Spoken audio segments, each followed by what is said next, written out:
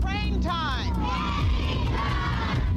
Tired of being stuck on 76, 95, 476, 222? You get the picture. Anyway, jump on this train.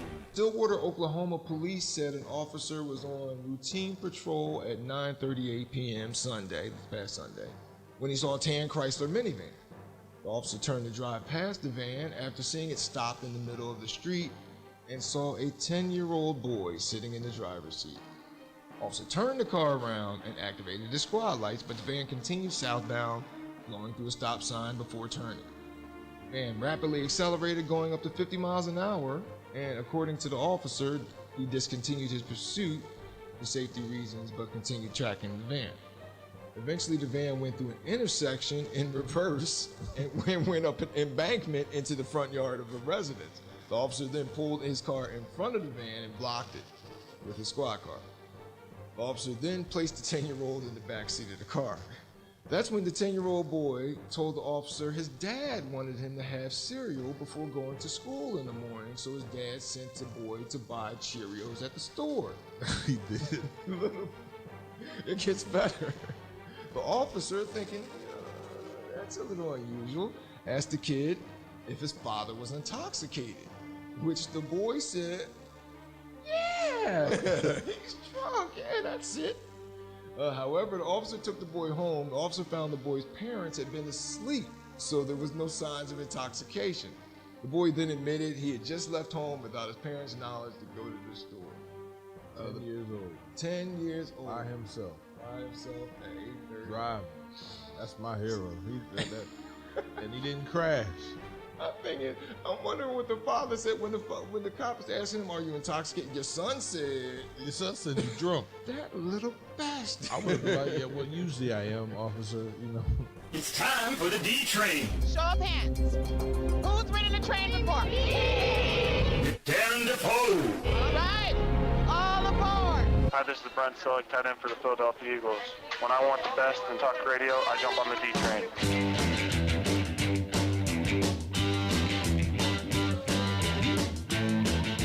Hello and good morning, and thank you for joining us once again. CMPradio.net is the station, and you are on the D Train with Darren DaVoue. I, of course, am Darren DaVoue, and joined as always by the big cuddly teddy bear known as Uncle P, behind the glass. Yo, bro.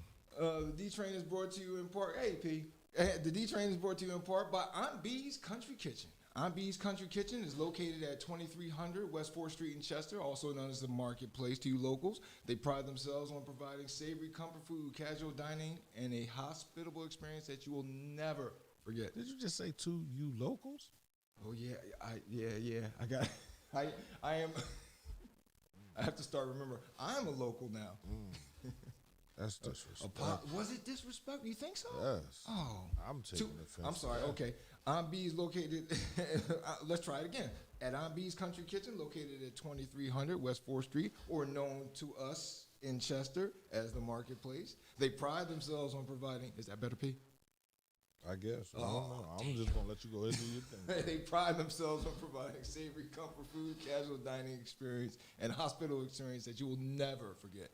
Takeout or having it been catered, and now you can socially distance at Aunt B's Country Kitchen. You can dine in. Go to auntbscountryKitchen.com to check out the menu and order, or call 484-474-6779. And when you pick it up, tell them you rode the D train there. Aunt B's Country Kitchen for food that you'll love. Yeah, so let's get into it. Let's talk first about the big news this week. And that was that yesterday, P, I got my first dose of the vaccine. Sucker. Get a shot. Yeah, I got that. I'm a little sore in the... Why you ain't tell me that before you walked in here? I was actually going to say... You should have said that on the phone outside. Oh, damn. Because I'm waiting. I wasn't going to tell you actually for like 2 weeks, and then like come in one day and be like, "Oh, P, I'm not feeling good. You know, I got the vaccine the other week," just to mess with you. But then I changed my mind on that, knowing how you are right. But you want a vaccine made by this guy? You'll see him in a couple minutes. Oh, okay. Go ahead. No, the big news of the week actually is, of course, the Chauvin trial. That was the guilty verdict that was returned on Officer Darren. Actually, I'm skipping that Johnson & Johnson vaccine, Pete, because Johnson & Johnson, I remember growing up as a kid, they had the talcum powder controversy that went down. They were putting ingredients in talcum powder that caused cancer. And so I didn't. What about trying that? No. All right. It wasn't available. So Chauvin got the guilty verdict, which was a surprise to me and actually most people. And why was it a surprise? Why was it a surprise? Well, history.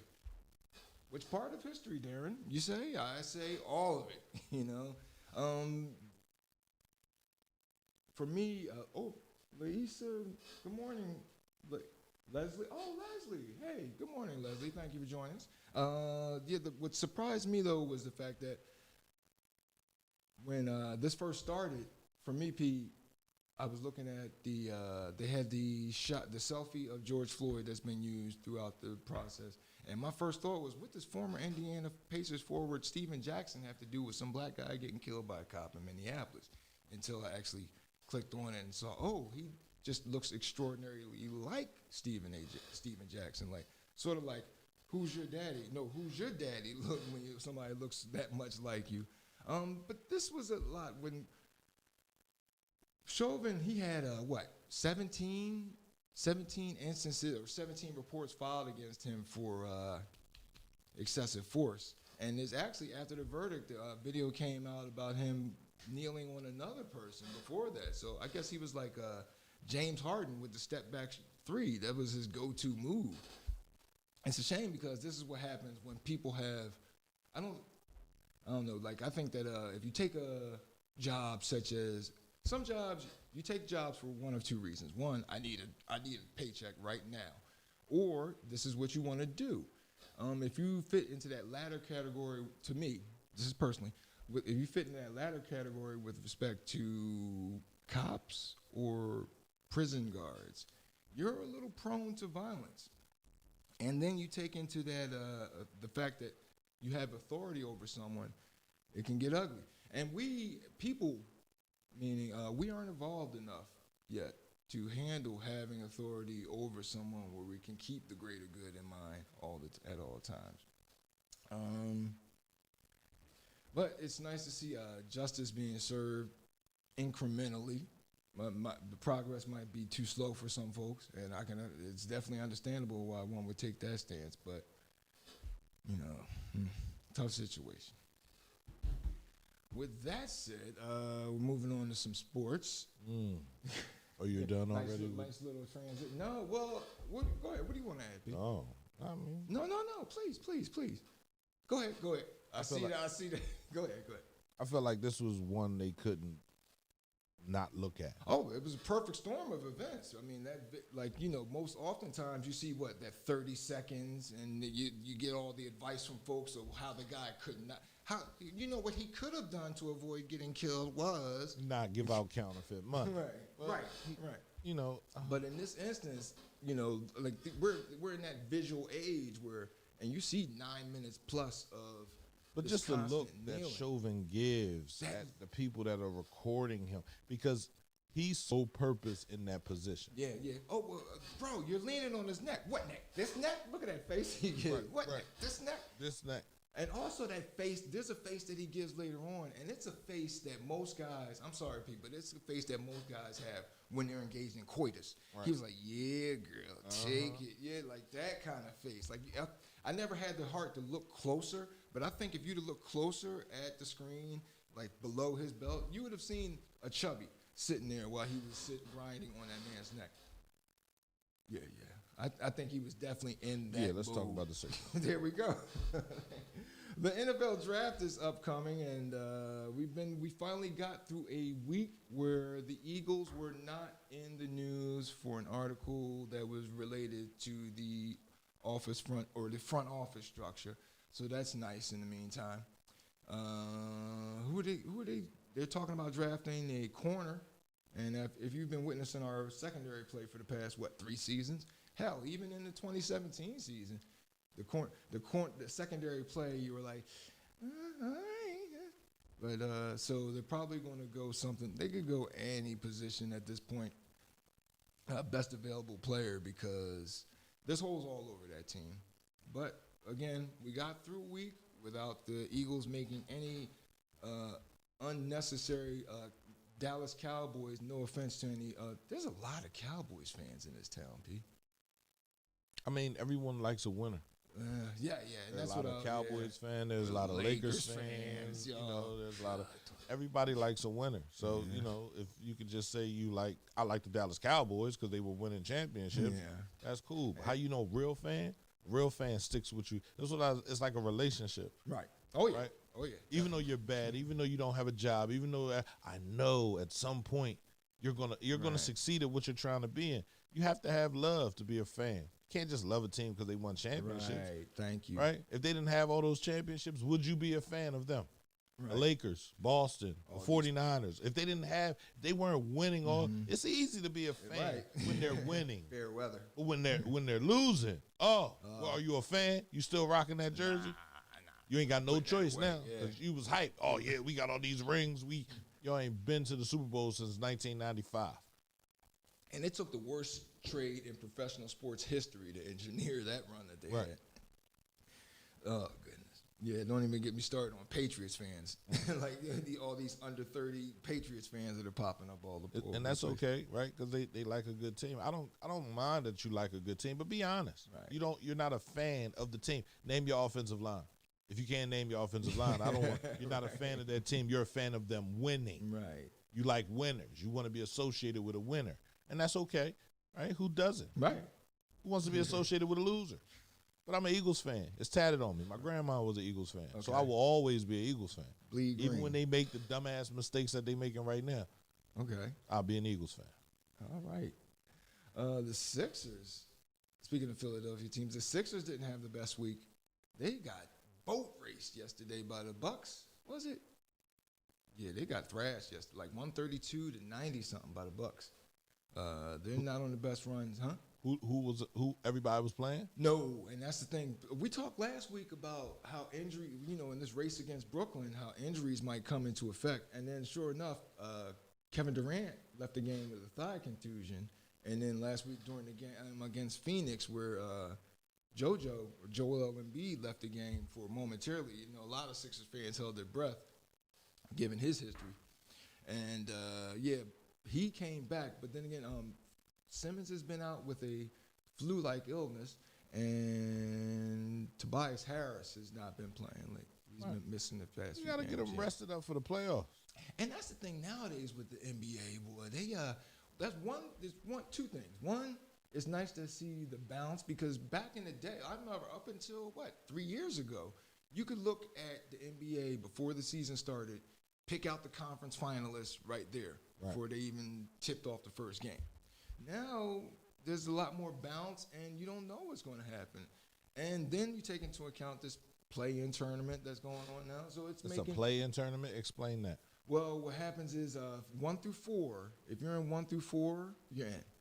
Now, if you're in 5 through 8, then you have to play the other team playing games in order to advance into the actual playoffs.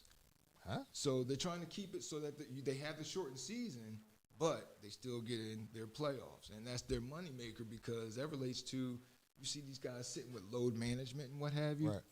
Never occurred to players back in the day. You have Doc Rivers, who he was in his 30s playing 78 games. Right. And, he's making excuses now for his team with respect to load management. The Sixers lost back-to-backs. And then he called it this week.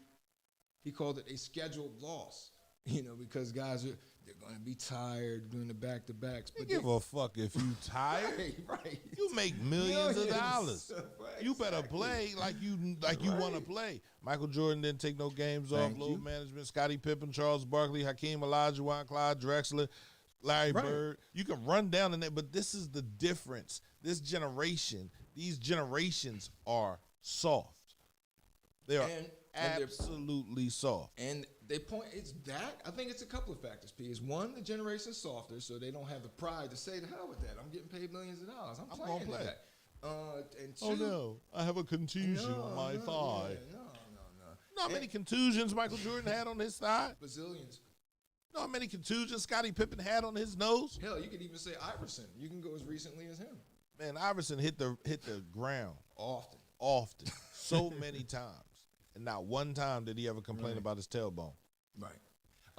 But that also shows how the focus is now. It's starting to show how this focus on the postseason is why I think the load management, which kind of makes the regular season a little obsolete as things go on. So they have to think about how they're going to address that because, it's a combination of those factors, P. The postseason interacts with these player management. The two go hand in hand. But then again, it works against the fans, too, because there have been times where I had tickets to a few years back. I had tickets when Tim Duncan was still playing. I had tickets to a Spurs game against the Sixers. I was all excited, and during warm-ups, I looked down. Duncan and Parker are sitting there with their nice little sports coats on and whatnot. And this stuff is unannounced. It's unfair. That part is definitely unfair to the fans because you buy that ticket with the expectation that aside from injury, this player will be playing. Then he comes in, I called out today. What were you going to say, P? I mean, they're soft. Yeah. Yeah, I'm not P's not feeling it. Neither. I don't think fans are injured. Something's got to be. Well, what you going to do? Right. You stop buying tickets. Nobody goes to the games. Now the players have to play. And man, it's an 82-game season. Right. This is hard. You know what it's like playing back-to-back? They was playing back-to-back-to-back. In 1980, they were playing games every day. Yeah. You'd be all right.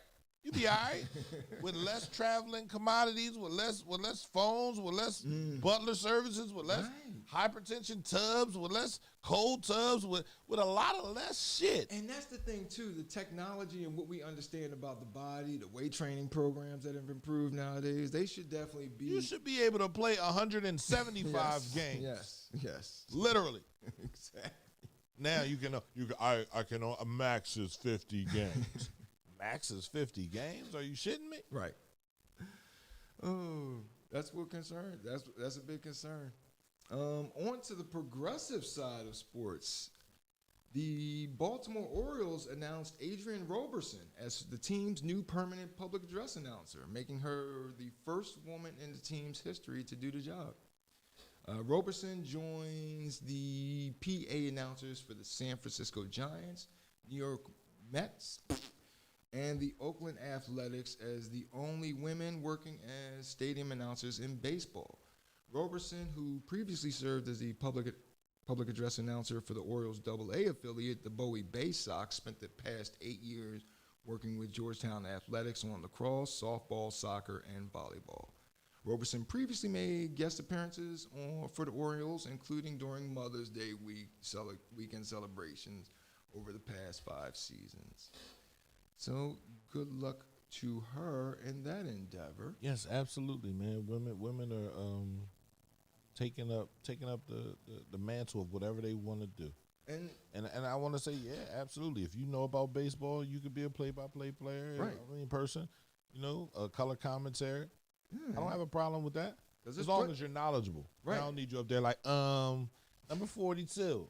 Yeah, he look good in them tights. Now I don't need that. Right. But number 42, Jose Esquire, right? He just if you know him, if you know the players, if you know the game of baseball, right? Because who's to say a woman can't know the game of baseball? Oh yeah. Well, you see it with Doris Burke on ESPN. Right. Like she is I sit my popcorn down and start listening. I don't want to hear. I want the crunching to interfere with the noise when she's speaking. Like she's a respected. There are plenty of women who know this stuff. Rhea Hughes on 610 WIP, love her. But maybe that's because a lot of times we're simpatico on our opinions. So maybe I'm a little. That moves us on to what I've been watching this weekend. But before that, don't forget, if you missed the show, you can always go to the cmpradio.net Facebook page. Click on the videos link tab and scroll through there. Also, you can check out the DTrain if you missed his usual run. Go to the cmpradio.net YouTube page. Check it out there. And don't forget to check out the other shows while you're there as well. Click the like button and smash that subscribe button, please. And as always, the DTrain is brought to you in part by Aunt B's Country Kitchen, located on 2300 West 4th Street. Aunt B's Country Kitchen for food that you'll love. This week, P, what I've been watching, I watched Them. It was a talk of everyone that I've been hearing, and it was funny because I saw this movie. It said Them with English subtitles. So I'm like, why is this movie so popular when you have to read it? Like, it's, because it was in a foreign language. And I got there, I'm like, no, this wouldn't go with the American public, Darren, all this reading, and for us to still be having it this much in the discourse like it is currently. So then I found my way to the proper anthology series that is Them. And what I thought was it's very well done, very well acted, very well edited. I mean, the opening scene, look at, for example, how they do the opening scene. If you haven't seen the show, I won't be trying to spoil anything for you. But there's an opening scene in the show, and it takes place. It's a flashback for the characters of sorts, but the way they shoot it, the way they do it, they open the show with it, and then you don't hear about that incident for at least 2 more episodes, which leaves you hooked in that. And then, of course, you have the usual hook that's nowadays with the racial component, especially a black family in the 1950s making the great migration from Jim Crow South to the West Coast and all that went into that.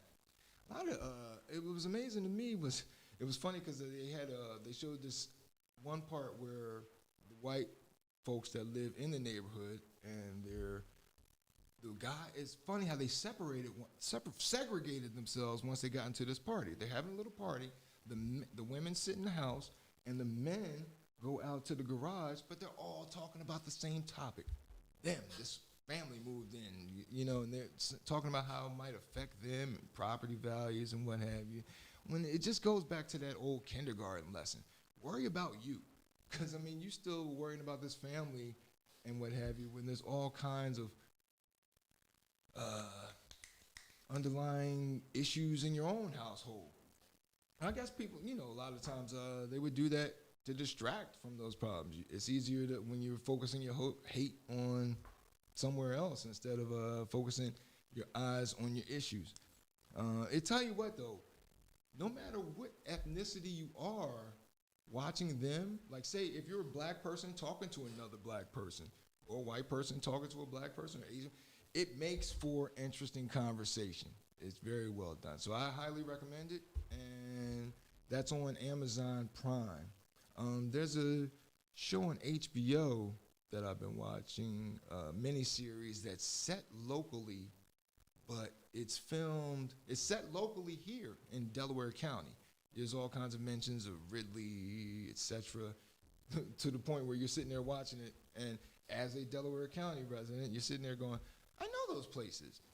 However, it was shot in, say, Phoenixville, Jersey, etc. It's called The Mayor of Easttown, and it stars Kate Winslet. Funny little fact, Winslet, who's done multiple roles, she's British, by the way. She said that learning the Delco accent was one of the toughest things, she said it was the toughest accent she's had to learn as an actor. I didn't know we had one. You know what? I think there's a accent in southeastern Pennsylvania, period. I don't think it's limited to Delaware County, like the pronunciation of water, things like that. You got it. That accent, I think, is familiar in Philly, southeastern Pennsylvania, and in Baltimore, because they're cousin cities. You have that, you put R's where they don't say water, people. No, they say two in Baltimore. Two. They say it like they're two. We don't think this. I think they say two. They insert R's where there are none. I think I think we certainly do it here in southeastern Pennsylvania. No? Where you see an R and what is it? Water. But not water. Water. You did it right there. You said war. You said water. War, like a wart. I ain't say wart. Water. Water. WHWAT. Right. Wart. We Wart. naturally, now that you're concentrating, but we say it now. I say water. There you go. You just did it again. I never noticed that we did that until I was living in Southern Tioga County, and they would laugh every time I said water or iron, because we insert an extra R in there and iron. Give me the iron. Iron. Give me the iron. Yeah. Give me the iron. There you go. Now you're getting it. There we But if you're saying it naturally, you say it with the extra R in there. Water. Now, Mayor of Easttown, I think it was good. It started off good. You're looking at this character that Kate Winslet plays. She plays a police detective, and when you see it, it's evident in the first 5 minutes of watching the character. This is someone who's burning the candle at both ends right here. But as I watched the first episode, I'm sitting there thinking, whoa, she's a police detective. She's going to need a nemesis or something. Where can I get a murder in here so that she has somebody to chase? And sure enough, there is a murder. But it was done by team. You already have a good idea who the suspects are. So I'm going to give it one more episode. So it's got tonight's episode, and that'll be one last chance. But I might be cashing in my chips on Mayor of Easttown. So I'm going to hold off on giving it a stamp for right now. This next story, 90s hip hop. Last week there was DMX, and now 90s hip hop lost another. DMX, Black Rob, and Humpty Hump. Oh my, yeah. You forgot about Black Rob? Well, I didn't mention, you know what, we talked about Black Rob, but I didn't mention him in our stories. You're right. Vicious. I wasn't being heartless per se. You got that vaccine. Shock G, famous for Digital's Underground's hit song, The Humpty. Now, all right, stop what you're doing, because I'm about to ruin. I gotta give, first off, let's give credit to Shock G for inventing one of the very few dances that I can do correctly. Shock G was famous for Digital Underground, this song that hit Humpty Dance. We're told the cause of death is unclear, but there were no signs of trauma. Shock's father says authorities will conduct an autopsy. Shock G was the lead singer for the pioneering hip-hop group Digital Underground, and he gets into character as an alter ego, Humpty Hump, for the group's famous 1989 song and dance. He was one of the producers. I didn't know this. He was one of the producers on Tupac's 1991 debut solo album, Tupacalypse Now. Much like Tupac, Shock G was born and raised on the East Coast, but he eventually settled on the West Coast. In his case, Oakland, where he formed Digital Underground in the late 1980s with Chopmaster Jay and Kenneth Water. In addition to his work with Tupac, Shock G also produced songs for Dr. Dre, KRS-One, and Prince. Go figure. So, rest in peace to Shock G. And that brings us to the end of our first block of the DTrain on cmpradio.net. As always, the DTrain is with Darren DaVoue is brought to you in part by Aunt B's Country Kitchen, located at 2300 West 4th Street in Chester. They pride themselves on providing savory comfort food, casual dining, and a hospitable experience that you'll never forget. Takeout, and now for socially distanced dining in and catering. Either way, when you have a meal at Aunt B's Country Kitchen, you won't be disappointed. Go to auntbscountryKitchen.com to check out their menu and order, or call 484-474-6779. And when you pick it up, tell them you rode the D-Train there. Aunt B's Country Kitchen for food that you'll love. In our next block of the D-Train, we're going to talk about a very entrepreneurial bar bouncer and how P might have a new hero. P found a hero last week, but he might have a new hero this week. You're on the D-Train with Darren DaVoue on cmpradio.net.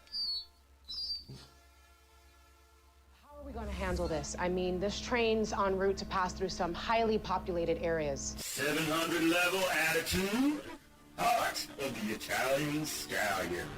Tony Morelli is a retired teacher, and he bought a project. He bought this 17th century house near where he played as a child and renamed it Harford Hall. Used to be called Haverford Hall. It's a 17th century property. He calls it Har Hall because apparently the locals used to pronounce it like that. Rather than Haverford, they would just slur the pronunciation, Har Hall. So that's why he's keeping it as that Going name. over there to that Har Hall. Yeah, but it's Har Hall. Yeah.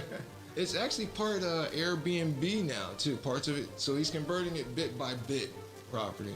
I'm not standing no bit by bit Airbnb. You don't want to walk past the missing windows in the next Thomas room. Jefferson's bedroom.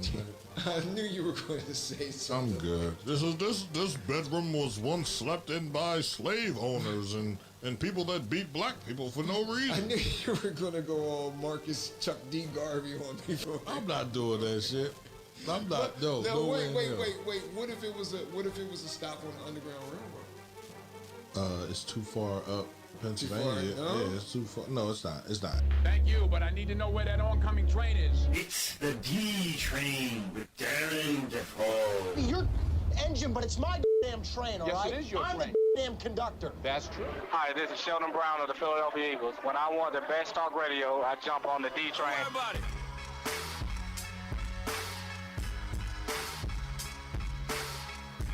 Yes, and thank you, and welcome back. This is our second block, the D-Train with Darren DaVoue. CMPradio.net is the station. The D-Train with Darren DaVoue is the show, and I'm joined, as always, by Uncle P behind the glass. Hello, ladies. How are you? You know, you do have some dulcet tones right there. That is a good little voice you got there, P. I know. I'm trying to get in the radio. The D-Train is brought to you in part by the Browning Group. The Browning Group is a full-service, licensed, insured, and bonded private investigative security and process serving firm. They offer a variety of services throughout the state of Pennsylvania, and they specialize in criminal investigation, civil investigation, witness statements, surveillance, workers' comp, and security guard services. The Browning Group also provides service of legal documents. At the Browning Group, each case is conducted with professionalism and expedience, so you receive the best possible service at all times. Call 1-800-939-2978 or go to thebrowninggroup.llc.com and tell them you rode the D-Train there. The Browning Group, give them a call and they'll surveil and secure and investigate it all. In this block of the D-Train, we're going to talk about a very entrepreneurial bar bouncer. Got a little bit of bad news for Steelers fans, and Uncle P's new hero. I got a new hero. You got a new. You wait until we talk about this guy. Because the last hero was a great guy. Like, he was 10 years old. He stole his parents' car. And he said, I attribute this to my father being an alcoholic. Yes. And his dad wasn't drunk. Right. So, You know what? Spartans would probably, like Spartans back in the day, Spartans encouraged that. They didn't punish it. Cheating and things like that, when boys did that, anything to win, they like that kind of thing. They're like, if you're not cheating, you're not trying. Yes. See, cheating is all about trying. Are you really trying? Did you really try? Did you really try? Did you try everything?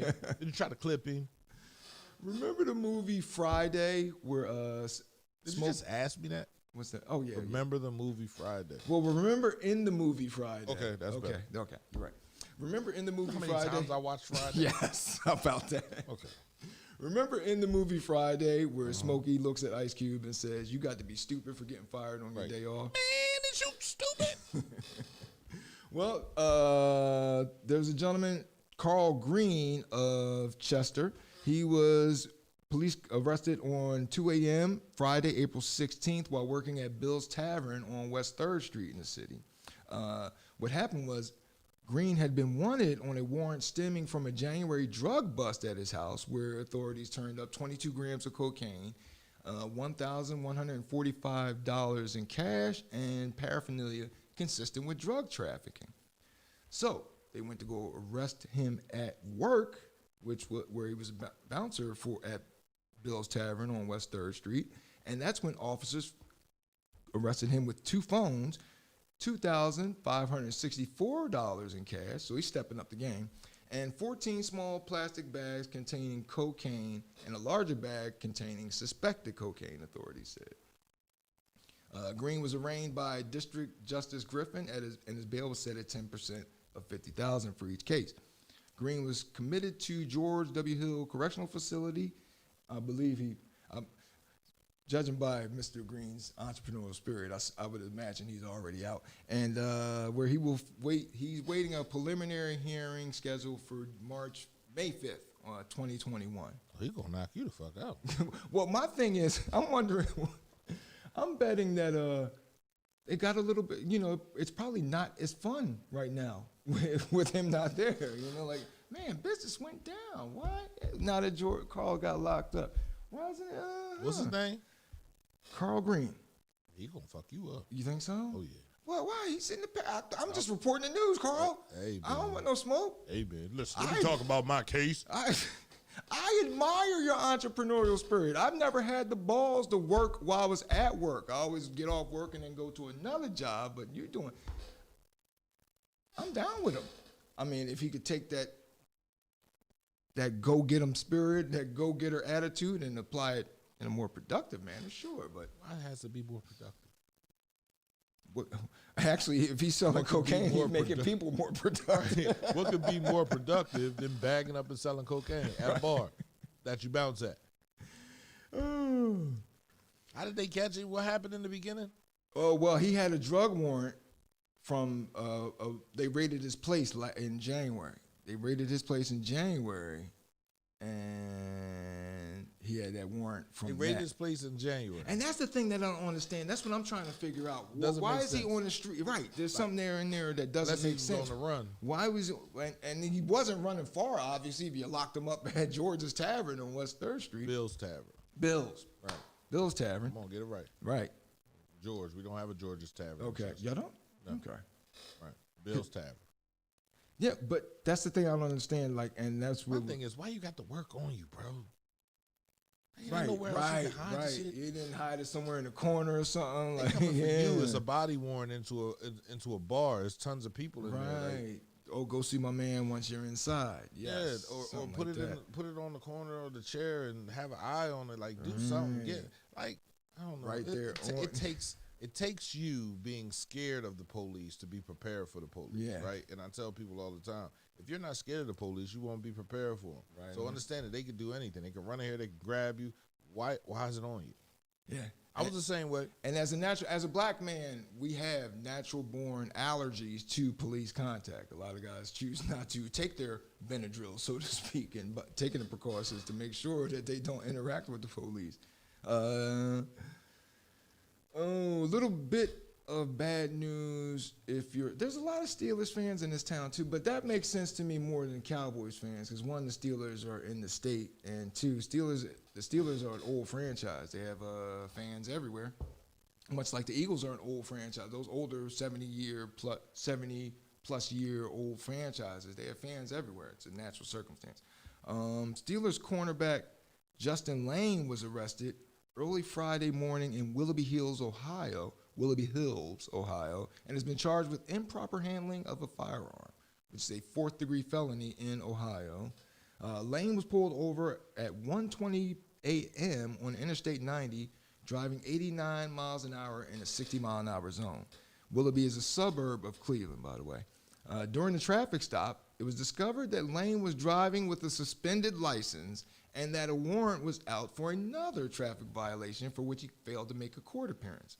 2 male passengers were with Lane, and officers said they saw marijuana residue in plain view and smelled the odor of marijuana in the vehicle.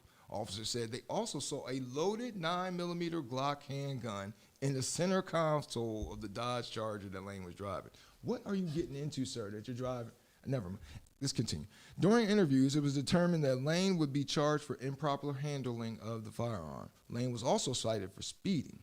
None of the other men in the vehicle were charged with a drug violation. You got a lot going on there, fellas. I need you to pick one, okay? You can't, okay, let's get this plan. Before you guys go out, you need to get this game plan straight. Okay, we got the gun, we want to go somewhere fast, and we got the weed. Okay, so are we going to leave the gun here and the weed here and drive and speed, or are we going to smoke our weed, take the gun, and drive the speed limit? You got to make a decision, fellas. As my mother likes to say, you're doing too much if you're doing all that. Who is this? That's Steelers cornerback, Justin Lane. He was arrested early Friday morning, driving 89 miles an hour in a 60-mile-an-hour zone. Okay. Gun in the car. Police pull him over. They see the gun sitting in the console. He's got a suspended license, and he's already got a warrant for missing traffic court for another violation. And So of he course, likes the speed. And the obligatory small amount of marijuana as well. What was the speed he was driving? You said 89. 89 and a 60. 89 and a 60. He likes it. What kind of car did he have? Dodge Charger. It was a Hellcat. Probably. That thing got a Hemi. You're about to find If he's in the NFL and he doesn't have a Hellcat, right, then he's spending all his money on weed. Well, that's what I can't understand too. Well, he just finished his rookie season with 22 tackles, by the way. That's the thing I can't understand. Like, what's going on here with you that you're driving with a gun right there in the middle console? Excuse me. And you're speeding. He's high. Like my man said in what's that? The Hangover. We do a lot of stupid stuff. Let's be honest. Most of NFL players come from what type of area? Oh, definitely city, urban. Oh yeah. Most of them have lost friends. Oh yeah. Due to gang violence. They did a documentary. I don't ever think it dropped, but they talked about the gang culture in the NFL. How big it is. Yeah. And then they also compared it to the gang culture in the Army. How big that is. Wow. So it's very hard for you to become an upstanding person Right. in a situation without being affiliated with somebody's gang. Without somebody saying, yo, you with us. Yeah. Now go in there and do your thing, right? And make the money. So, it's hard. It's hard for young black. I say, you smoke your weed in the house. Right. Thank you. And try your best not to look as high as you are while you're outside in the world. Or what you do is when you go and take your license, smoke, and then when you go and get your picture for your license, smoke right before that. So that way when the cop pulls you over and you're high, you can say, I always look like this, officer. Right, Get out of here. I'm not high. There it goes. But I hate to say what's going to happen to him.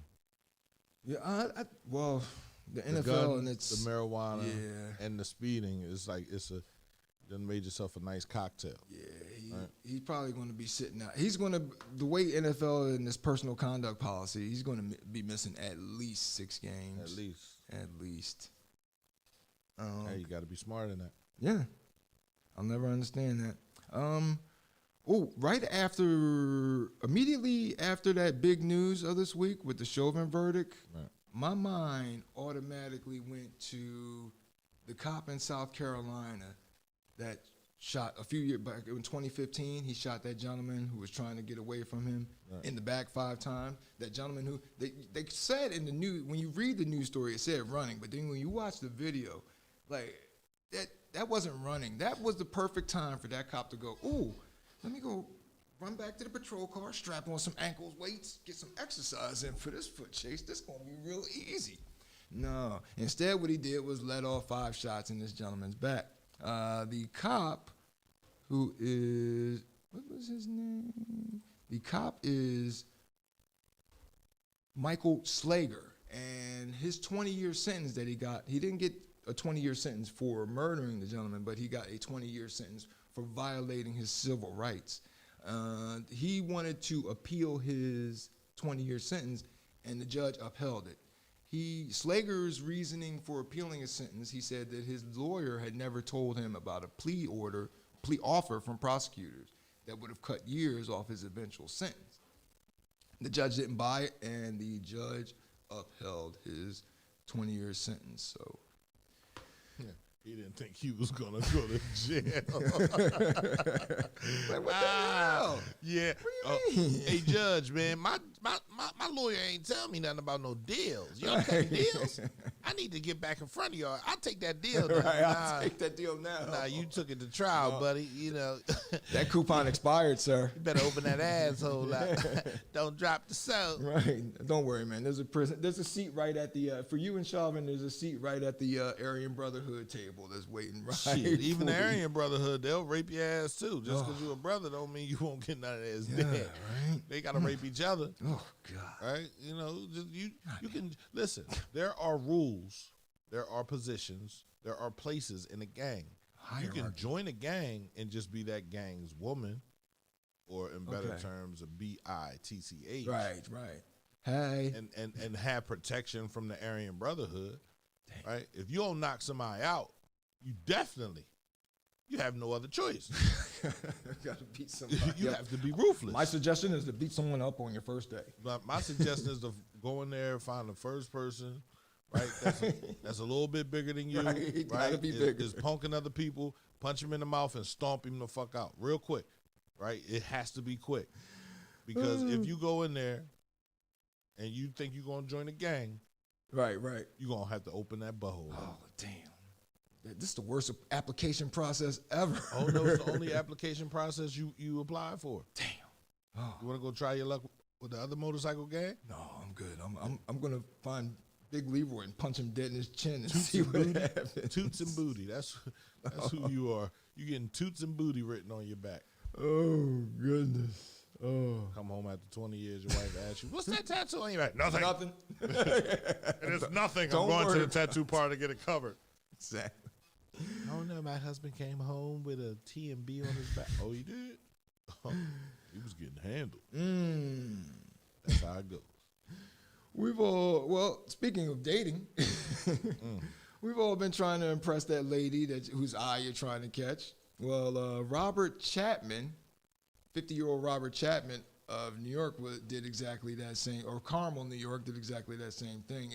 Exactly 1 week after the January 6th insurrection, he told another user on the dating application Bumble, "Oh yeah, I did storm the Capitol." Oh yeah. Chapman added, "I made it all the way to Statutory Hall." Oh yeah. The unnamed individual was evidently not impressed. She wrote back, "We are not a match," to which Chapman replied, "I suppose not." That's when the Bumble user reported Chapman to authorities around January 13th, setting off a months-long investigation that culminated in his arrest Thursday in his hometown of Carmel, New York. Oh yeah. Oh yeah, baby, you know. Right. I'm all about that insurrection. Right. I'm all about challenging the authority. Does that make you horny, baby? Does that turn you on, baby? Does that make you want to do it with me? No, you're going to jail, buddy. No, right. Acting on the tip, law enforcement officers reviewed body camera footage recorded by the Washington, D.C. Metro Police inside the Capitol building. It located someone who appeared to be Chapman inside Statuary Hall wearing a two-tone bandana around his head that seemed to match the one in his Bumble picture. You big dummy. Investigators compared images of that individual with a photograph of Chapman from New York records of a prior arrest in 2017 and noted the similarities in facial hair. He had that late Elvis, late in his career, Elvis with the big gut, big lamb chops on his face. And big dummy.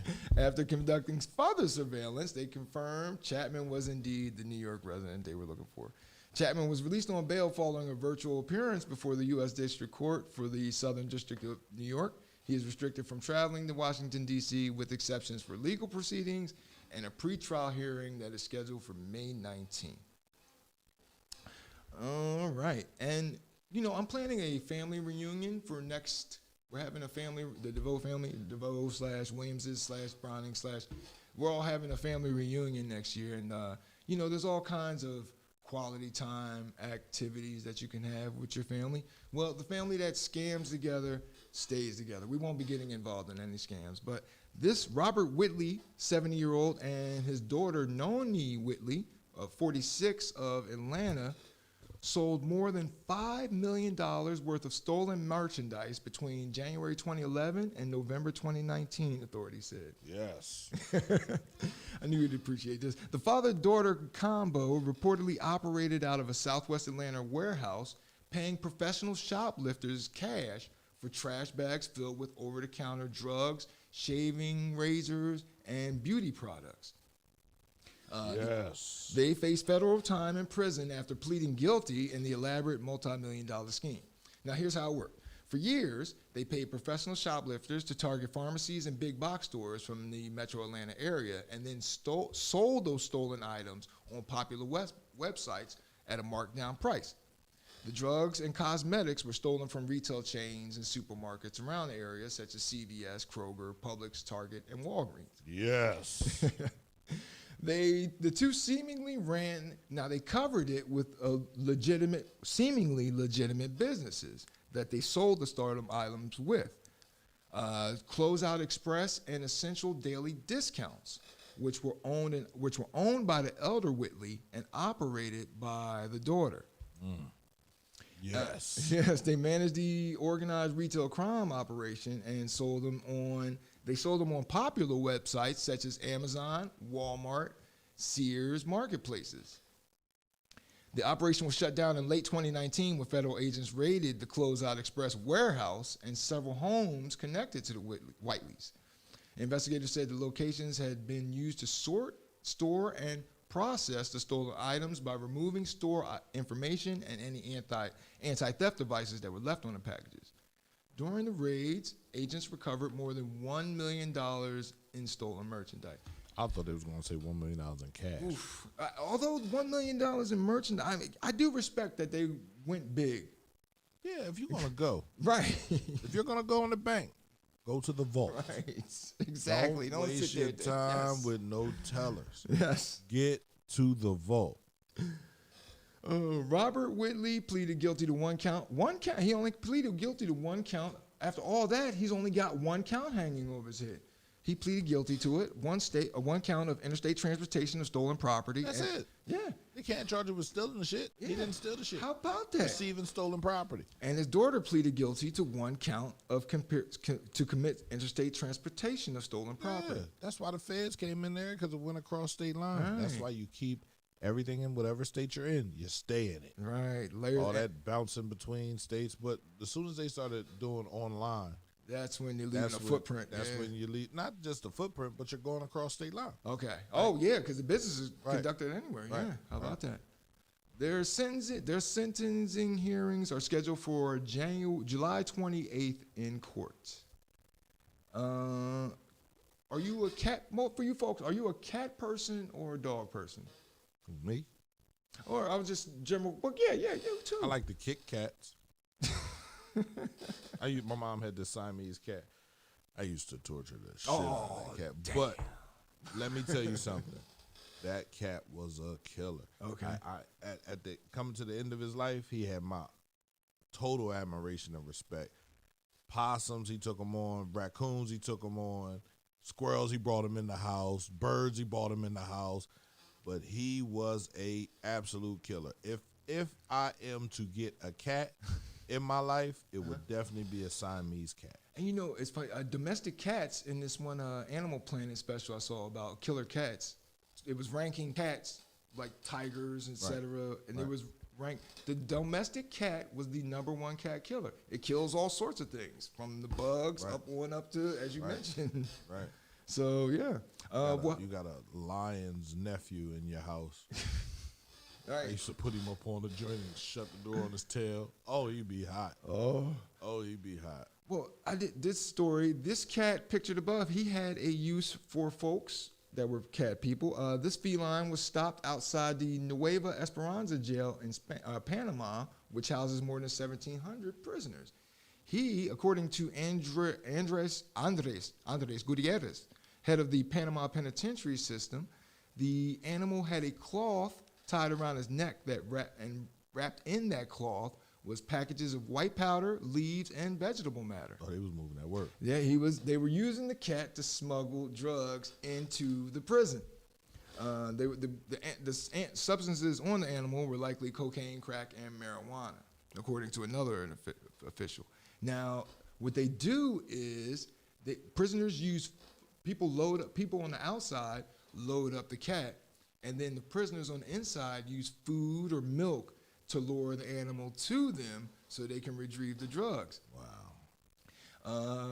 The animal was taken to a pet adoption center, and according to prosecutor Eduardo Rodriguez, I hope that kitty is lawyering up, though. Don't stop snitching, kitty.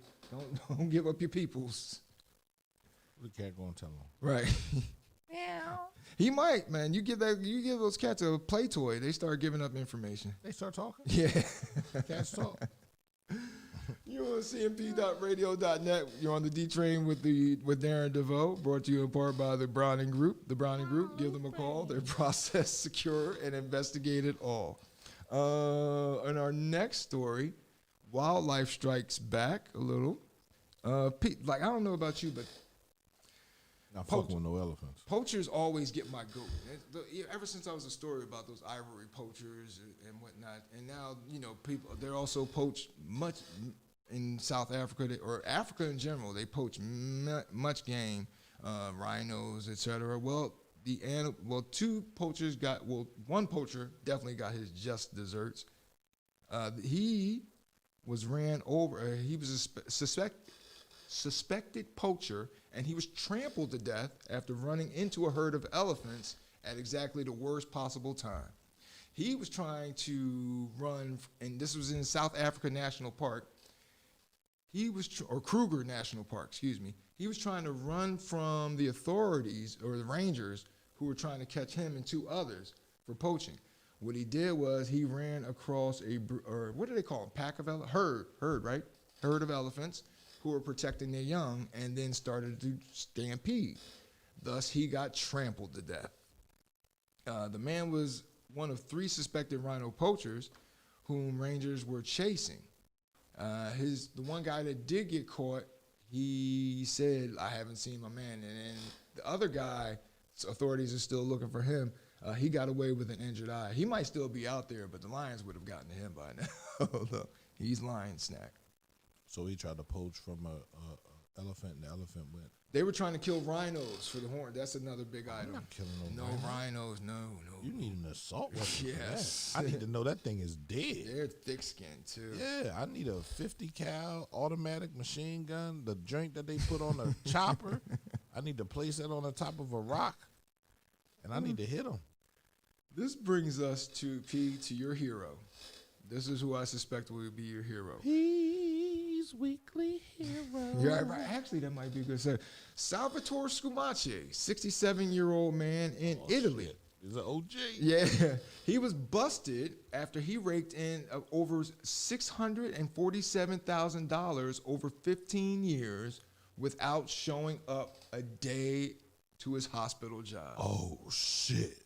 15 years. 15 years. Yes, sir. Without showing up. Without showing up, not a day. And then I wonder how that worked. After the first 2 weeks, it was like, yeah, I'm not going to work. So the abuse started in 2005. It's not abuse. It's the abuse of leave. No, it's not abuse of leave. It's negligence on the person's behalf that's responsible for that. Well, here's the thing. He threatened a high-ranking. He threatened a person in HR, and he warned her not to file disciplinary action against him. He said so. This director complied and turned a blind eye to his absences, while he simply stopped showing up for work and still kept getting paid. Her retirement was coming up apparently, so I guess she didn't feel like fighting that battle or whatever. But she retired, and then her successor took over with no knowledge about this. And then so he was essentially a ghost on the payroll. Human Resources also didn't notice. Authorities say the man used threats to ensure that he would not be docked for missing work at the local hospital. Was he part of the mafia? Right. Maybe. In that country, hey, boy, the mafia's got deep roots. I'm not coming to work. You know my cousin Angela? Right. You ever hear about the guy that got found underneath the truck? You ever heard that? Yeah, I'm not coming into work again, ever. Send me my checks. He felt 600,000. Say how much? 637,000 over the 15 years. Over 15 fucking years. He later, and then after this, he fell off the employer's radar altogether while still collecting his paychecks. Now, the article doesn't say when it came to light, but the hospital launched a disciplinary action against the man last year and also alerted authorities. He was fired this past October and later arrested as part of an investigation dubbed Operation Part-Time. That's bullshit. I was at work. Right. Investigators say the arrest came after they conducted witness interviews and reviewed attendance logs at the hospital. This nigga ain't been here. Right. Excuse me, Mr. Janitor, do you know, excuse me, Mr. Maintenance Man, do you know Salvatore Scomaci? Who? I've been here for 15 years. I don't know that nigga. I've been working here since my kid was born. My kid's about to graduate high school. I've never seen this guy. So you mean to tell me you've never, ever seen this guy? I couldn't pick him out of Duke Ellington's band. He works in your division, sir. He's a janitor. I've never seen him. And shit, he stole $637 million. Well, 637,000. Oh, thousand. 637,000 over 15 years. I need to know what he was doing with all that. He was on free vacation. time. There gets to be a point, like, there are times where I need to see how much money that is a year. I get to a point where I just get anxious. Some people just need, those people that work until they die, like if they retire, like the countdown has begun to their death. I'm not saying I'm one of those people, but it's $42,000 a year. That's it? That's it. All right. So, well, to do nothing. Yeah. He could have got a real job. Right. Yeah, I got my side job on the side. Right. He could have got another job. Right. He could have got hand over fist. Right. Money. He good. Shit, I'm waiting for somebody to fuck up like that here in America. Don't nobody fuck up like that. Got me on payroll. Right. Where can I? And that's the thing. I work for over there in Europe. You got there's a story about Europeans. There's another story in our next block about how Europeans take advantage of their the very stringent labor laws that they have, more stringent than we have here in the U.S. But that brings us to the end of our third block. So do you have? Is he your new? No, P. Yeah, he's absolutely my hero because he could have worked another job and a part-time job and still got paid like a full-time employee. I would have saved those checks. Yeah. Like, I ain't got to touch that. Right. I ain't got to touch none of that because now I want to know what's that divided by 52. He was making $816 and 67 cents a week. That's bi-weekly. Right? Times about 2. And then he could have, you're right. $1,633 if it's 2 weeks. Then you take out the little 5 to 6 to 7% for taxes, whatever they tax. And he was bringing home, he was walking away with at least 12. And then if he had health insurance. Which he probably did. Oh, my God. And everybody gets insurance over there. They're not like us where you have to come out of pocket for it. Oh, my God. He got health insurance. He got everything. And good to go. Good to go ain't the fucking word. Like, yeah, that's just my rent check. Right. Ain't worried about that. I'll always have a place to stay. Right. Let me go out here and go see some bitches. He was a pimp. I can do what I want to do.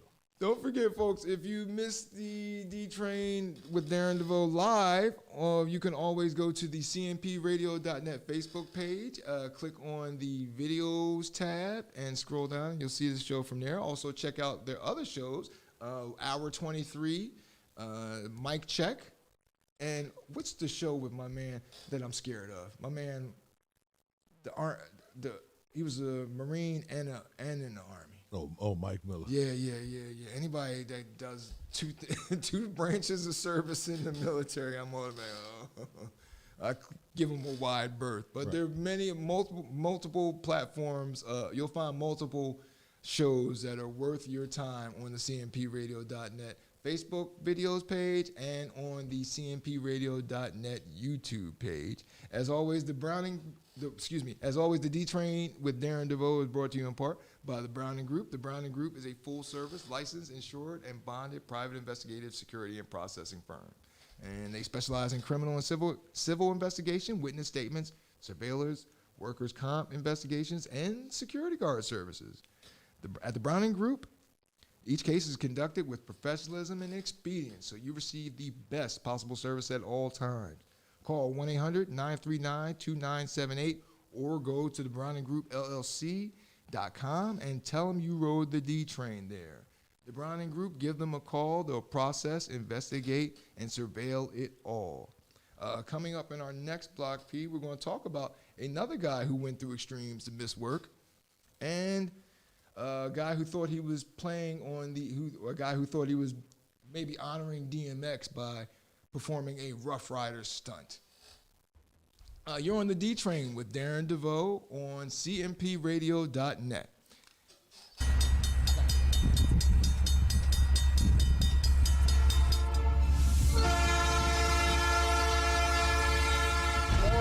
On that runaway freight train in Pennsylvania. He doesn't have expert opinion. He's an expert at giving his opinion. Well, this next story is going to be a little more lighthearted because this concerns this gentleman, 59-year-old Kevin Wayne Van Leuven. He's a home inspector, was a home inspector, and he is asked by buyers to inspect the property. Then the nursery camera detected movement, and the 22-year-old homeowner checked her phone and caught Van Leuven in the act. What act did you say? He was caught on the nanny cam pleasuring himself with the Elmo doll. Yes. What do you mean with the Elmo in his hand? With the Elmo doll. He went, picked up the Elmo doll, walked over, and handled his business. When officers questioned him about the incident, Van Leuven said he moved the doll to check an electrical outlet, but after was told of the nursery camera, and that's when he made incriminating statements and apologized. Man, what a man gonna do, man? I'm in love with Elmo, man. That's my thing. I was like, was he in character? Oh, Elmo, like when you do that. Sir, we're not just talking about a train here. We're talking about a missile the size of the Chrysler building. It's the D-Train with Darren DaVoue. It's your train. I'm just the guy driving it. Yes, folks, welcome back. Thank you for joining us here on this beautiful day in the neighborhood. Darren DaVoue on cmpradio.net, and you're riding on the D-Train with Darren DaVoue. As always, joined behind the glass by Uncle P. Yo, bro. Yes, sir. Welcome, and thank you for joining us, folks. In this block, we're going to talk about P's new hero, we already talked about what I've been watching with respect to them. We talked about, of course, the Chauvin trial, which P thought I was a little too expedient with. But I'm sure y'all covered that in depth on Morning Meeting. Well, shoot, I saw it. I watched Morning Meeting. You guys, we talked about it. Yeah, oh yeah. That don't mean you can't talk about it. I don't know if I had too much to offer beyond the whole thing about his faces that he was making. I don't know if I had anything new really to offer that anyone else hadn't, a base that anyone hadn't covered already. You don't know. As always, the D-Train is brought to you in part by the Mad Greek, located on Boothwyn in Chichester Avenue. The Mad Greek serves authentic Mediterranean and American street food using only the freshest ingredients. You can choose from their selection of appetizers, sandwiches, and much, much more. And the gyro is my favorite. Pork gyro, sorry for all you. P, are you a non-pork? You don't eat the swine? So don't ask me no questions. All right, I'll eat it all. Except the feet, for some reason. I just was never a fan. Maybe it was those jars sitting there, pickled in the stand in the stores.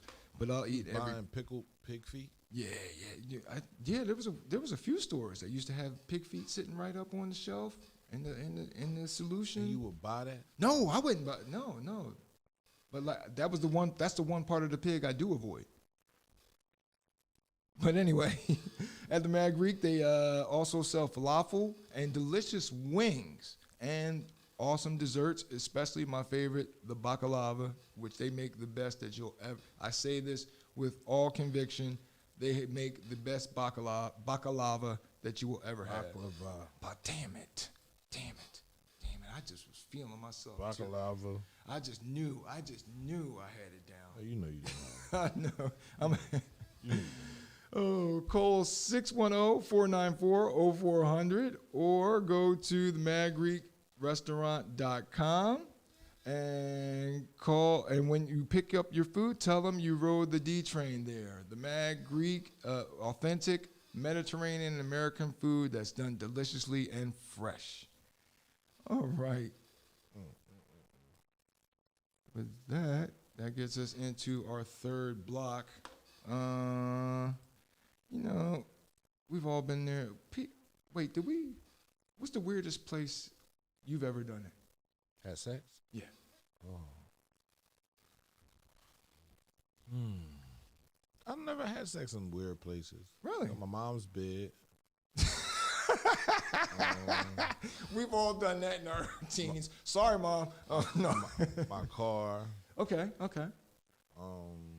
Outside. All right, there we go. That's outside is a weird place? I like it. Well, revealing little, but I like it under the stars. It feels more natural that way. On Chester Park stage. Yeah, there you go. Right. In the rain. Oh, now that's there we go. There you go. Like the song, like the Janet Jackson song. Oh, which bring anytime. Janet Jackson had that was a Herb Alpert song. Janet Jackson sung the hook on Making Love in the Rain. Can't believe the joy it brings me. Janet Jackson also wrote a song Anytime, Any Place, right, with respect. And that brings us to this next story where police busted a couple. They were having sex in front of a school in broad daylight. Oh, they wrong. They were in, this happened in the city. I had it last week and I forgot to get to it. This is in the city of Santa Cruz de Tenerife in Spain. Locals spotted the frisky couple engaging in coitus on a bench. That's not frisky. You're right. That's an understatement. that's beyond frisky. According to local media reports, the couple was first seen chatting on the bench as the topless man was doing juggling tricks in front of a naked woman. Now, my thing with naked, she's naked already, so I get, how Europe is, so they're a little more liberal with that than we are. But local residents soon contacted the cops to complain about the couple's quote-unquote sexual attitude after they climbed on top, after the woman climbed on top of the man on the bench outside of what? Outside of a school. So you know what them kids did. Like as soon as they did what all these just pull their phone out and start recording. We gotta get this. Oh, definitely. Especially if it's the wrong age children. Right. So like 12. It's automatically on that. It's on video, social media within 30 seconds. It's that not one even hornball in the class rubbing his joint. Like, looking at the girl down there. Let's go in the bathroom. The cops separated the shameless couple, and because the picture on the one side is them zoomed in, but that's the view from the school. That other picture, the cops separated the shameless couple and made them get dressed. The footage of the incident ended with the two cops speaking to the couple as the unidentified woman covers herself with a blanket. But they did not arrest her. And it doesn't say, and it didn't say that in the story. That's a good point, because I noticed that it didn't say that in the story. Like, I was like, where's the charges? Where's the, because, here in the States. Oh, Megan's Law, you've been locked up. Oh, dude. Man, Yes. how dare you have sex in front of these kids who aren't thinking about sex? Oh, Right, you right. crazy? After 6th grade, that's all I thought about. This thing won't go down. It won't go down. Jean-Pierre, can you come up to the front desk? No. No, I will not. I don't know why it's like this. I don't know the answer. I can't come up to it. I don't know. Give me an F. I'll take an F. Why you get an F? Dad, listen, we'll go up there and let the girl see it. Are you crazy? Now, like it don't even barely do anything. Right. Now I can go back to school and go up to the front now. I don't have a problem with it. But then, that thing, man, the wind blew. Right. It's like he was up a half hour before you were. And I think that's why men, like, that's why we're so promiscuous. That's why we're so eager to do the things that we do, is because that's our prime mating season. That's when everything is available, and that thing pop up for no reason when you're young. now you gotta, when you get older, you gotta think come on, about buddy. some Come on, shit. gotta give him a pep talk. Come on, bro. Come on, yo, don't do that to me. Not tonight. Not tonight. I got porn on this channel. I got a chick moaning on this channel and telling her to play with it. Like, come on, I need. No, man, that's sad. That's absolutely sad. But your mom said it's okay that you had sex in her bed. No. She's over it. Okay. It's okay, Darren. It's okay, baby. I knew you was in there. It's okay. Oh, and our next story. That's a good way to move. As P would say, on to the next one. On to the next You didn't ruin it, bro. On to the next story. Oh, a 30-year-old Orlando. This is a very Florida story. A 31-year-old Orlando man was killed on Interstate 95 after he performed a motorcycle stunt and fell off his bike. Oh, he got ran over? Just after 3 a.m. last Wednesday, witnesses said the man stood up on his motorcycle seat, put his arms outward, lost control, and fell off the bike. He got ran over? A Chevy Equinox and a Hyundai Santa Fe were traveling behind the motorcyclist. Troopers said the vehicles both ran the rider over. See, due to the rider condition, troopers said they believe that other vehicles may have run him over as well. Absolutely. Why are you doing that on a highway with tons of cars on it? At 3 o'clock in the morning, there might be drunk drivers on there. Paying you any mind? Everybody drunk. What was that? Well, that was probably speed bump.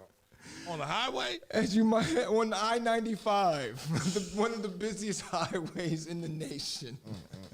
At least on the East Coast, it's the busiest highway. And you're in Orlando at that, which is well-traveled. That's sad, man.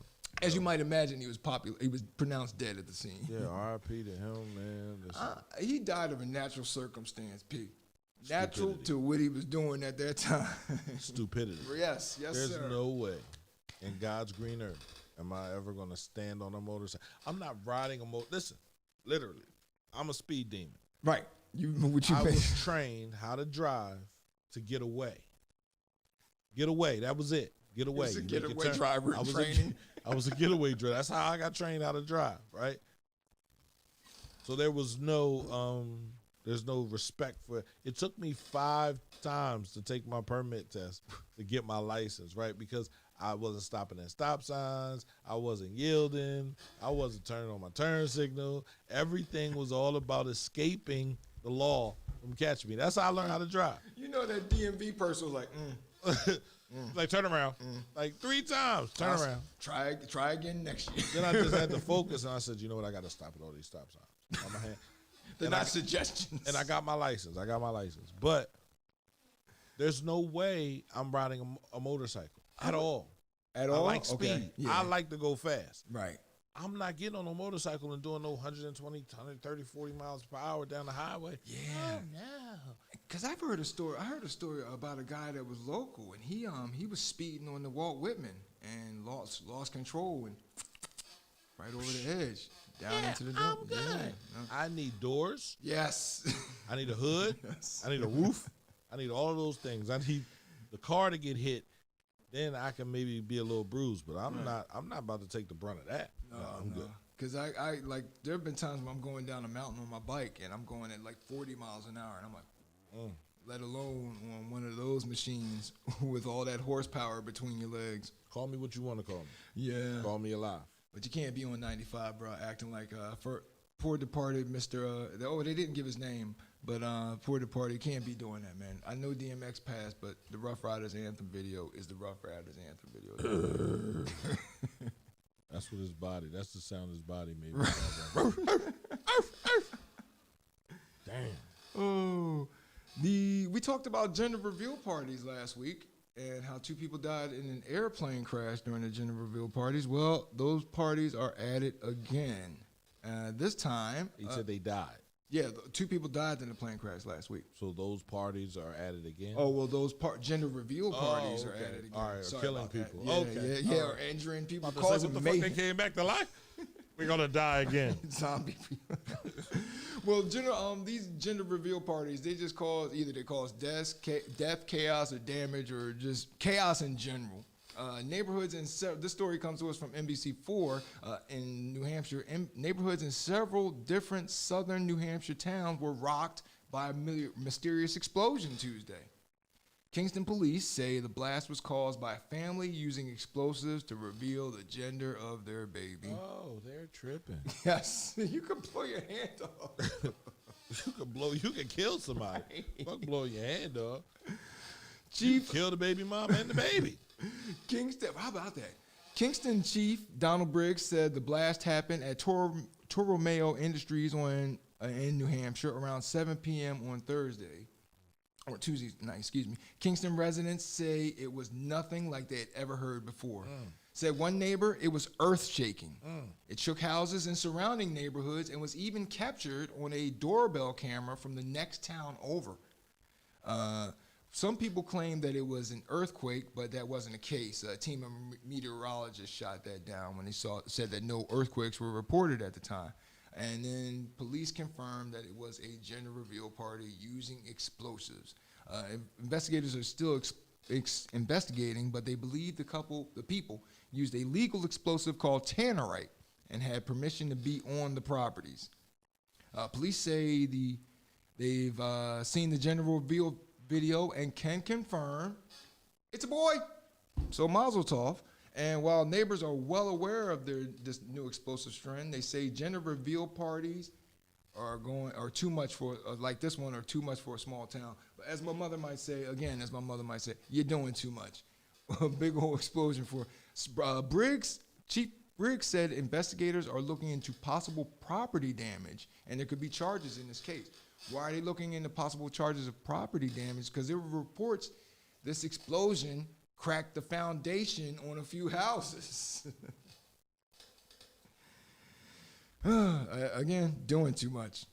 The combination is relatively stable when subjected to forces less severe than a high-velocity bullet impact. A hammer blow being dropped or an impact from low-velocity bullets or shotgun blasts will initiate a reaction. Okay, so they set up all this tannerite and then shot it from a distance? It is also designed to be non-flammable.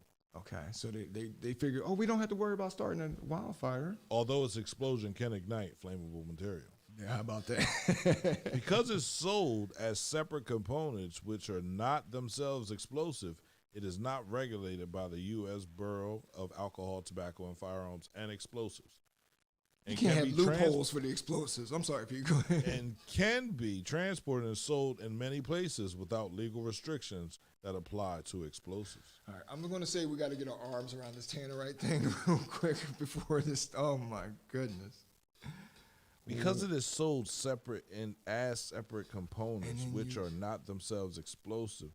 So, interesting. The target compromised a combination of oxidizers and a fuel primarily aluminum powder. Okay. That is supplied as two separate components that are mixed by the user. Interesting. That is insane. Tannerite. Tannerite. How about that? Let's get our arms around it. Yes, we learn something new every day. We almost learn something new every week on this show, folks. Very informative. Let me shut up. Pete, I hope you're not thinking of uses for tannerite. Oh, no, absolutely not. I ain't blowing nothing up. Okay. I'm good.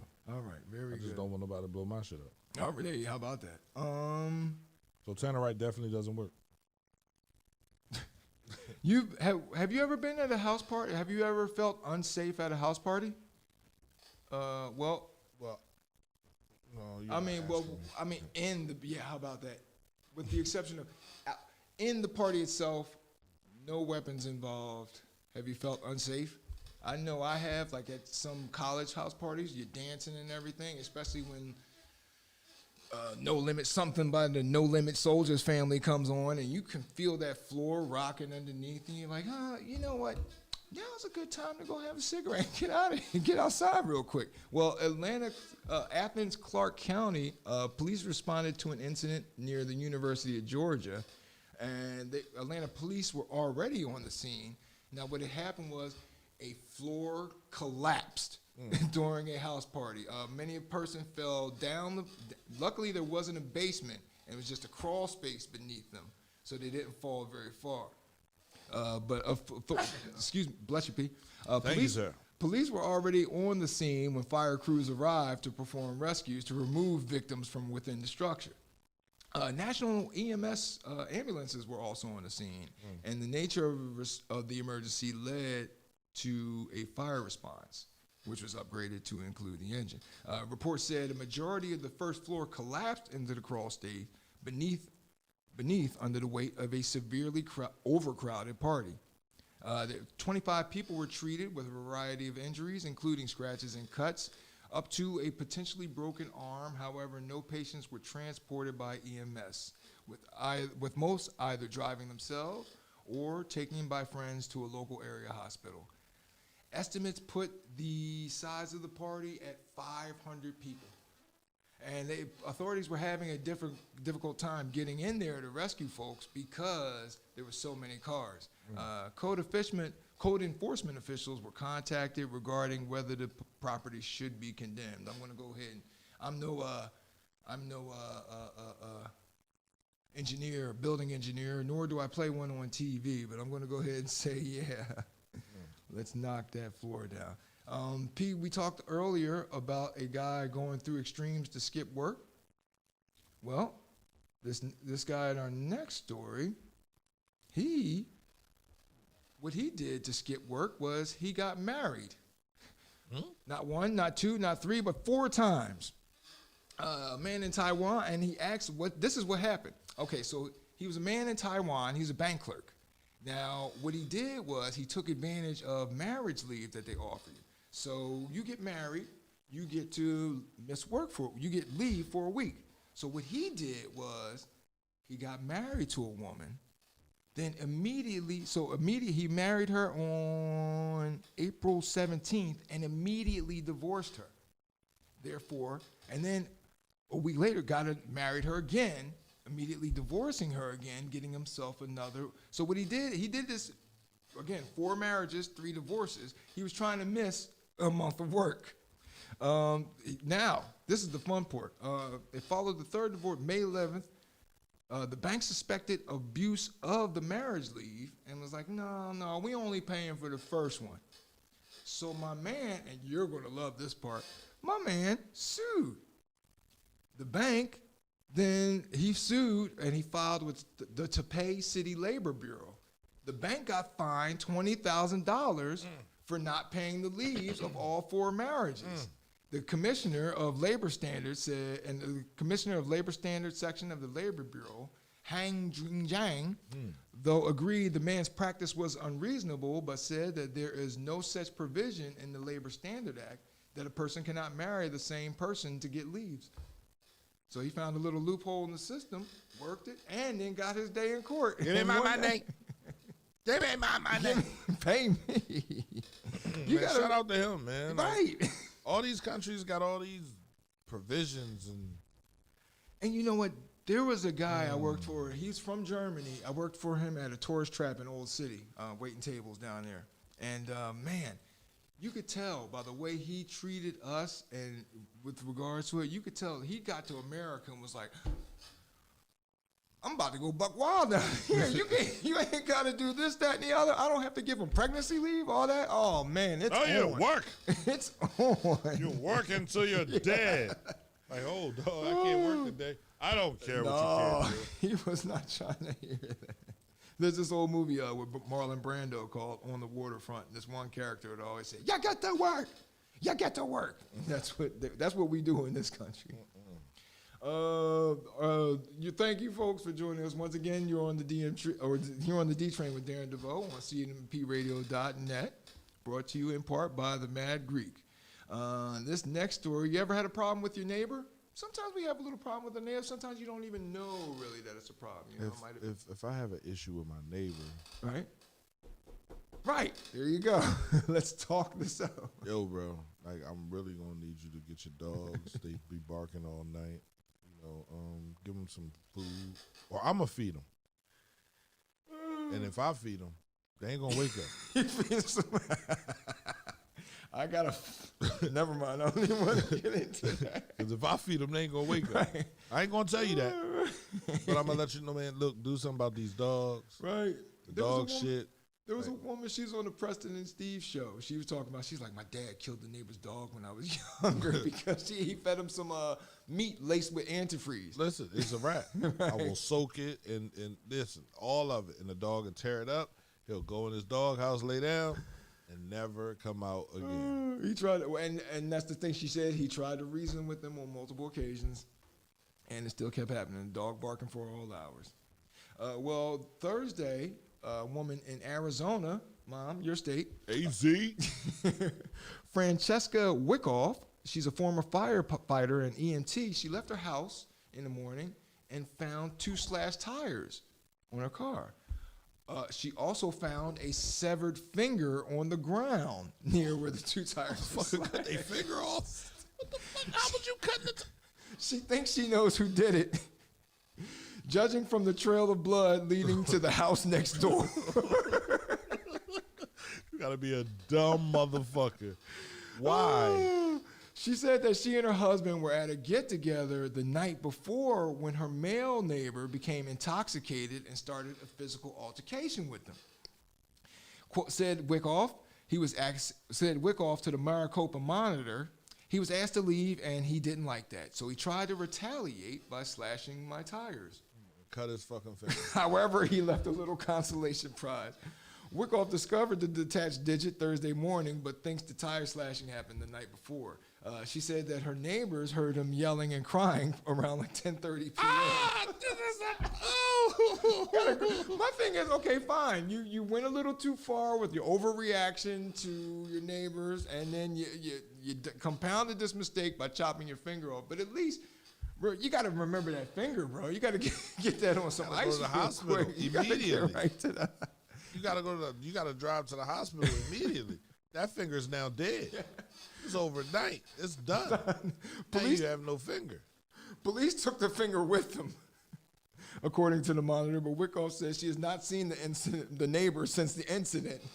And that's when you knock on the. Hey Bob, you want to come over? Come on, we're going to be playing jazz hands later on tonight. Listen, I don't understand how you cut your finger off. He must have stabbing a tire. He had to have his finger on the tire. Right. Oh, right, and probably still drunk. Oh! Yo, he's about a dummy. Which probably explains why he left the damn finger. You fucking dummy. You stupid. Oh, damn. My goodness. Oh, you gotta love it. That's sad, bro. April's Fools, huh? That's sad. Oh. Absolutely sad. Oh, and with that, that leads us to a little ray of sunshine, actually. When the pandemic started, P, I did not know that Delaware County did not have its own health board. Apparently, what I've learned since then is Chester had its own health board, but not Delaware County in general having its own health board. What does that tell you? Right. I gotta be quiet. This story comes to us from the Delco Times. Delaware County Council Vice Chairman, or Monica Taylor, was part of the crew. Delaware County Council created the first ever 5-member Board of Health after sorting through 92 applicants as it moves forward with the creation of a county health department. Said Monica Taylor, this has been an amazing process because there are so many qualified individuals and we could only take 5. The county began taking applications for the all-volunteer board in January. After a month, 92 individuals had applied for positions. The county plans to hire a director for the department this summer and anticipates opening the health department next January. Councilman Chairman Brian Zedick noted the legacy impact this board and those working to create on county health department have had. Said Zedick, Delaware County will be a healthier place as a result of the work that has been done and will be done in the coming months and years. Also in conjunction with the health department creation, council unanimously approved increasing Gorin Flow Consulting's compensation by $37,000 for an amount not to exceed $82,000 to assist with program design, finishing out goals, and assisting the Board of Health. And then, oh shoot, I don't have it in my script right here, but our that brings us to our last story. Earth Day, was last week, and Earth Day cleanup was held here in the city of Chester. They did cleanup around Subaru Park, organized by volunteers, and this was done this past week. Now, at the risk of being cynical, cynical is the right word. At the risk of being cynical, the cleanup was done around Subaru Park, and lo and behold, the Philadelphia Union had an opener in that same park. So they essentially crowdsourced cleanup. Instead of having these folks where all the litter really is in our neighborhoods, all over the streets, but they could have did an Earth Day cleanup there. What happened to the old block cleanups? Whatever happened to those? What happened to the blocks just coming out and cleaning up, period? Yeah. Right? But see, the sense of community left. And people are more concerned with personal situations and going out and who has the best bag and who can spend the most money and who has the fastest car. This is what happens when capitalism meets individual liberties. Right. Yeah. And so we don't care about the things we should care about. And it's hard. It's absolutely hard. And people make millions of dollars off of the fact that we don't care. People make good money off of the fact that we just want to be better than the person standing next to us. And in all actuality, we should want to improve each other, right? Your successes should be my successes. Your failures should be my failures. The greater good. The greater good is us working together. But everybody don't see it that way. People don't even want you to see it that way, right? They'll tell you, your kids got to have this. Your kids. And that's part of the capitalism aspect, especially advertising, because there were times I felt like looking at the TV like, Mom, unless you give me this, you don't love me. Right. That's right. That's it. Right. And our children, they feel off of that. I didn't know how deep all of this stuff went. I didn't know that it was that bad out here. Right. I blame this radio station for opening my eyes to the things that are going left and the things that can be changed, and people don't want to change it, or people are benefiting from it not changing. And people are tough. Like, you have to let people don't like to change. They're scared to death of change. They're scared to death of caring. Like, I don't even want nobody to know I give a fuck about none of this. It's like, yo, bro, like, you gotta I'm good. I'm good. You keep doing what you're doing. I'm good. Right. And it's like, it's sad. It's absolutely sad. But, I don't know. Like, back to the cleanup should be done. I think, like we were saying, cleanup should be done more. And actually, let's think about that. Ordering like neighborhood cleanup sponsored by cmpradio.net. I don't have a problem with that. Okay, here we go. Because that is one thing that is severely lacking. I remember when like the person down the street could smack you upside your head, then tell your parents so you can get the 2 smacks in the head. And that might have been a little too excessive for the smacks to the head, but at the same time, there was that sense of community, like we all have a hand in keeping an eye on this kid, making sure his dumb ass doesn't do dumb stuff. And that's a little thing that's missing. But back to the story, the Philadelphia Union, to finish it off, the Philadelphia Union, they should be called the Philly-ish Union. Like, that's ridiculous that they play their games 20 miles from the border. To me, it just really gets my goat. They should really be either just call it the Chester Union. It's a city. It's where they play their games. It's fair. Everything. Chester has everything but an airport. Okay. It's like New York. They don't play in New York. Who like the New New York football team? Oh, the Giants. Yeah. How about that? Yeah. They play in Jersey. The New York. They should be called the New York Metro Area Giants, not the New York Giants. Yeah. Mm-hmm. If their offices are in New York, wherever your offices are. Right. We don't need a football team. We don't need a soccer team. Don't even. Basketball runs us. Yeah. And this is what about the G League? Get them from Wilmington up to here. No, we start our own G League team. Oh shucks, that would, and they could actually be competitive. No big team. Right. Oh, that brings us unfortunately, to the end of today's show, folks. Thank you for joining us as always. Don't forget the third block of the D-Train is brought to you in part by the Mad Greek, specializing in authentic American and Mediterranean street food, located on 2805 Chichester Avenue in Boothwyn. And the Mad Greek, you can order for pickup, and you can dine in at the Mad Greek.